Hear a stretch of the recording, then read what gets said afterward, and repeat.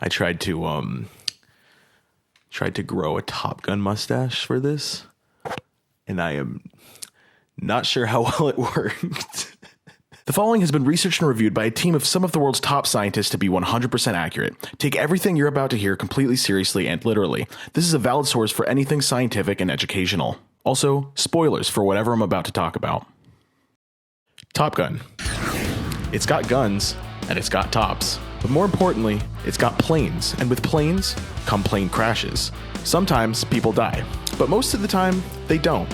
So that begs the question, how many people should have died in Top Gun Maverick?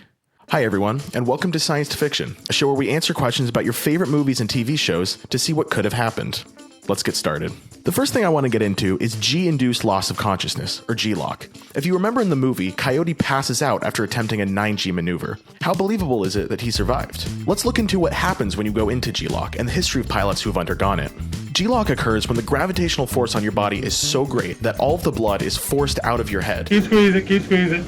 At first you develop tunnel vision, and then you eventually pass out. Fighter pilots are trained to fight against this, not only by practicing techniques to keep the blood in their head, but by also wearing special suits called G-suits that force the blood as high up in the body as possible. Pilots are also trained in centrifuges to get used to G's and build a tolerance against them. Air Force fighter pilots are expected to regularly endure up to 6 G's and occasionally up to 9. While the characters in Top Gun Maverick are expected to be highly trained and some of the best fighter pilots in the world, it's not unrealistic that someone would pass out while attempting a 9G maneuver. So how often do incidences like this occur, and how often do they result in fatality? In a study conducted in the US Air Force from 1982 to 1990, it was found there were 18 G-lock related incidences and 14 total fatalities. Needless to say, when you're piloting a plane and you're not conscious to fly that plane, things aren't going to go well for you.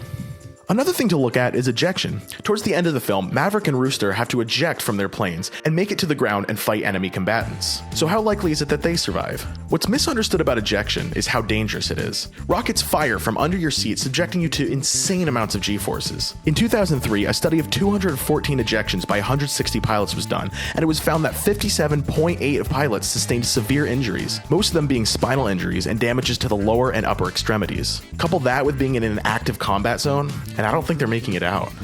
And finally, what happens if you're in a plane that breaks apart at Mach 10? Well, as we discussed before, ejecting is already pretty dangerous. Now combine that with the insane wind you'd be facing, and the outcome doesn't look great. Let's look at a man named Captain Brian Udell. Him and Captain Dennis White were doing a combat exercise, flying in tighter and tighter turns. He started to hear wind rush over the canopy, and next thing he knew, he had plummeted about 7,000 feet in 5 seconds. He had to eject while hurtling towards the ground at over 800 miles per hour. Stick your hand as you're driving down the highway, stick it out the car window, and it'll blow it back. And that's at 60 miles an hour. Imagine doing 800 miles an hour and what that will do. The second he ejected, his oxygen mask and earplugs were ripped from his head, his arms and legs almost torn from his body. He barely made it onto the life raft. It wasn't until he got to the hospital that he learned that Dennis White was killed upon ejection. Since no one has ever ejected at Mach 10, we can't say exactly what would happen, but considering what happened at Mach 1, I'd say you're not likely to survive at 10 times that wind force. So, Top Gun Maverick was one of my favorite movies this year. Is it scientifically accurate? Not really. Does that matter? No. I still love the movie and I highly recommend it.